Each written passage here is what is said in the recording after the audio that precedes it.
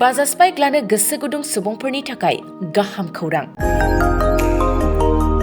माग बिहु फोरबोआव लाबोदों क'क्राझार सहराव थानाय दावहारु अट' एजेन्सिया फैगौ 15, 16 आरो 17 जानुवारियाव माग बिहु अफार्स आरो लोगोसे मेगालन आरो एक्सचेन्ज मेला होगासिनो दं।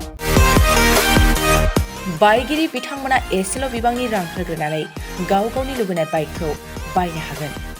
दावहारु अट' एजेन्सिया बायगिरि बिथांमोननो ल'एस्ट डाउन पेमेन्ट होनानै बाइक लानो हागोन।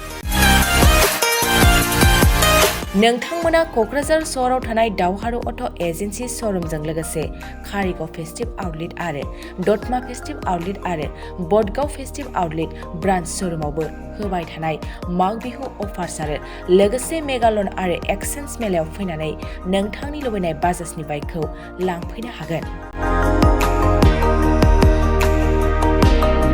बाजाजनि बाइक सालायनो मोजां मोनग्रा रायजो राजाफोरनो दावहारु अट' एजेन्सि श'रुमा लोगोसे मोजां अफारफोरबो लाबोदों।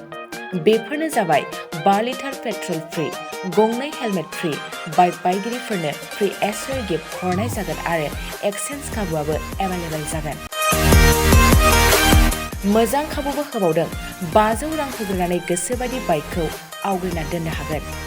आबुङै मिथिबावनो थाखाय 600003 99187 8822 0 18193 जानबुं नाम्बाराव खौरां लाहरनो हागोन।